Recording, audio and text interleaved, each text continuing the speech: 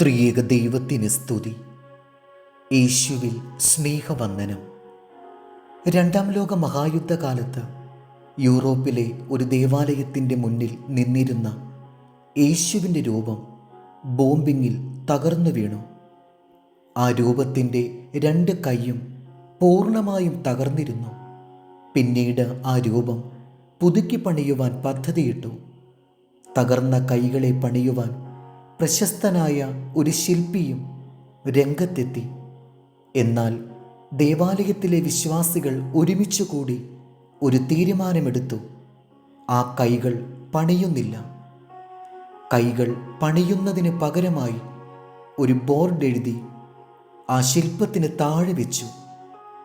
എനിക്ക് കൈകളില്ല, നിങ്ങളുടെ കൈകളാണ് എൻ്റെ കൈകൾ എന്നായിരുന്നു എഴുതിയത്. അതെ, നമ്മുടെ കൈകളാണ് ദൈവത്തിൻ്റെ കൈകൾ. മുറിവേറ്റവരുടെ മുറിപ്പാടുകളെ കെട്ടുന്ന കരങ്ങളാകണം നമ്മുടേത്. കരയുന്നവരുടെ കണ്ണുനീരൊപ്പുന്ന കൈകൾ, അത് നമുക്കാണ് ദൈവം തന്നിരിക്കുന്നത്.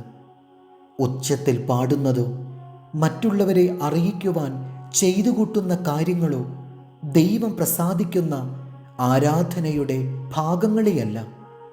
ഒരിക്കൽ ഒരു സന്യാസിനി തൻ്റെ പ്രഭാത കൃത്യങ്ങളെല്ലാം തീർത്ത് ആരാധനയ്ക്കായി പള്ളിയിലെത്തി.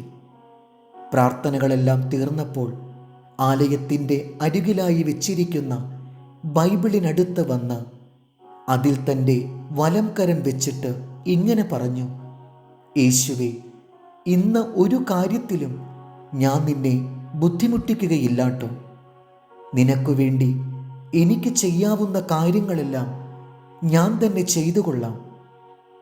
ഈ പ്രഭാതം കാണുവാനുള്ള ഭാഗ്യം ലഭിച്ചതുപോലും ആ ദൈവത്തിനു വേണ്ടി ചിലതൊക്കെ ചെയ്തു തീർക്കുവാനാണ്.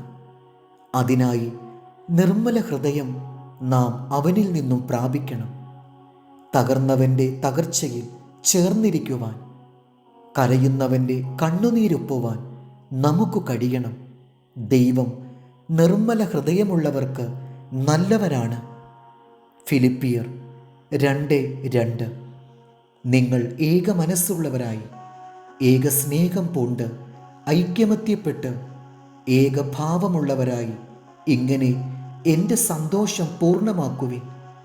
ക്രിസ്തുയേശുവിലുള്ള ഭാവം തന്നെ നിങ്ങളിലും ഉണ്ടായിരിക്കട്ടെ. ദൈവം നമ്മെ അനുഗ്രഹിക്കട്ടെ.